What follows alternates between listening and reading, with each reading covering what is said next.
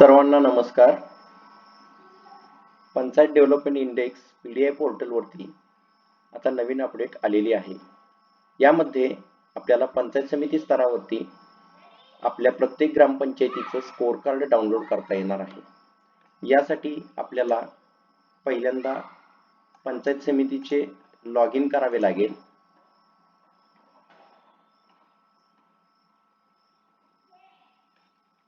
Log in केल्यानंतर आपण home पेजला जाणार आहोत. मोबाईल नंबर इज करेक्ट अशा या टॅबवरती क्लिक करून या ठिकाणी ज्या काही टॅब आहेत यामध्ये होम आहे, पीक डेव्हलपमेंट ब्लॉक, या सगळ्या टॅबमध्ये हा PDI डाटा नावाचा जो टॅब आहे 7 नंबरला टॅब आहे. वरून जर मोजलं तर हा टॅबला आपण क्लिक केलं तर आपल्याला या ठिकाणी ग्रामपंचायत स्कोर कार्ड नावाचा टॅब निर्माण झाला किंवा तयार झालेला दिसू शकतो.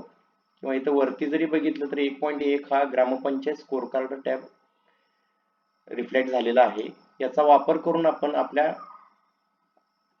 तालुक्याच्या कार्यक्षेत्रात असणाऱ्या सर्व ग्रामपंचायतीची किंवा ज्या पाहिजे त्या ग्रामपंचायतीचे स्कोर कार्ड आपण डाउनलोड करू शकतो.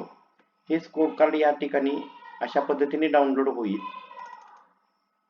हे डाउनलोड झालेले जे स्कोर कार्ड आहे याच्यामध्ये पहिल्यांदा ग्रामपंचायतीचं नाव येईल आणि ग्रामपंचायतीची लोकसंख्या, ग्रामपंचायतीचा PDI स्कोर, महाराष्ट्रातील सगळ्यात बेस्ट ग्रामपंचायतीचा PDI स्कोर काय आहे, त्यानंतर ज्या तालुक्यातील ती ग्रामपंचायत आहे त्या तालुक्याचा PDI स्कोर काय आहे, ज्या जिल्ह्यात ती ग्रामपंचायत आहे त्या जिल्ह्याचा PDI स्कोर काय आहे, ज्या राज्यात ती ग्रामपंचायत आहे त्या राज्याचा PDI स्कोर काय आहे, अशा पद्धतीने ही तुलना दाखवली आहे.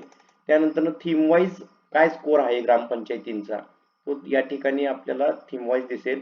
हे थीम वाईज ज्या वेळेला स्कोर दाखवला आहे त्यावेळेला तो उतरत्या क्रमाने दाखवला आहे. सर्वात जास्त ज्या थीम वरती मार्क आहे ती थीम 1 नंबरला इथं दिसून येते. त्याच्यापेक्षा सर्व कमी मार्क असणारी जी थीम आहे ती 2 नंबरला दिसते. म्हणजे थीमची जी रचना आहे ती थीमच्या क्रमाने नसून थीम मध्ये ज्या स्कोर जास्त आहे ती थीम 1 नंबरला दाखवली आहे. त्या थीमच्या स्कोरचा तालुक्यातील त्याच थीमच्या एकूण ॲव्हरेज स्कोरशी, जिल्ह्यातील त्या थीमच्या ॲव्हरेज स्कोरशी आणि राज्याच्या त्या थीमच्या ॲव्हरेज स्कोरशी तुलना करून दाखवलेली आहे.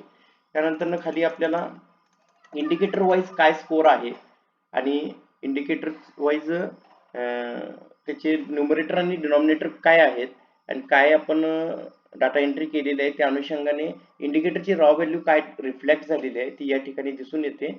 त्याचबरोबर कॅल्क्युलेशन सुद्धा करून इथं दाखवलेले आहेत आणि कॅल्क्युलेशनच्या नंतर शेवटी इंडिकेटर नॉर्मलाइज्ड स्कोर म्हणून आहे.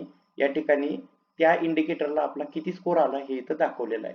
आता स्कोर कार्डचा वापर आपण PDI चे जे काही थीम वाईज आता बक्षीस जाहीर झालेले आहेत आणि आपल्याला PDI ची जी काय माहिती भरायची आहे तर या ठिकाणी आपल्याला ज्या थीम मध्ये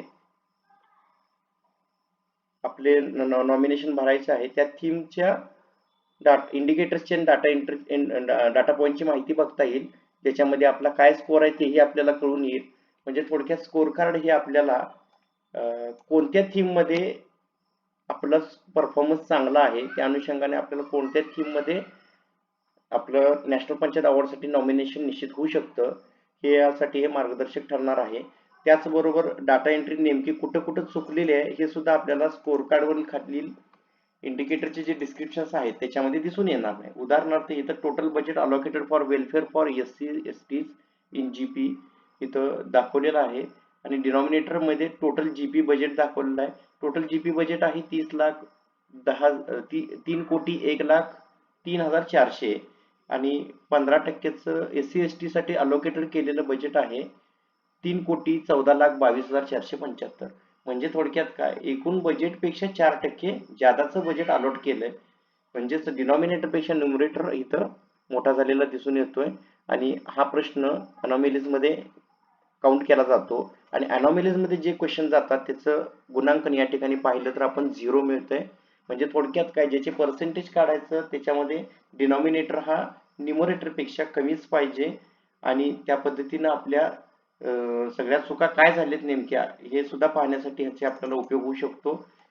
या ठिकाणी आपल्याला याची प्रिंट सुद्धा काढता येणं शक्य आहे. प्रिंट या ऑप्शन मध्ये गेल्यानंतर आपण याची प्रिंट काढून सेव्ह करून PDF स्वरूपात, प्रिंटला थोडासा PDF व्हायला 1-2 मिनिटं 1.5 मिनिटं वेळ लागतो, पण ह्याची PDF होते. ही PDF ची प्रिंट काढून सुद्धा आपण अभ्यास करून उद्या दिनांक 7 जुलै 2024 आहे, त्याच्या आतमध्ये आपण आपल्या ग्रामपंचायतीचा डाटा अजूनही दुरुस्त करू शकतो. हा डाटा लवकरात लवकर दुरुस्त करून आपण आपला PDI स्कोर मॅक्झिमम कसा होईल आणि रिअलिस्टिक कसा असेल यासाठी नक्की प्रयत्न करू शकतो. आणि या माध्यमातून नॅशनल पंचायत अवॉर्डसाठी सुद्धा आपल्याला मोठ्या प्रमाणात प्रयत्न करता येणं शक्य आहे. नॅशनल पंचायत अवॉर्डसाठी कोणत्या थीममध्ये आपण ॲप्लिकेशन करावं यासाठी एक निश्चितपणे मार्गदर्शक दिशा आपल्याला स्कोर कार्डच्या माध्यमातून मिळणार आहे. धन्यवाद.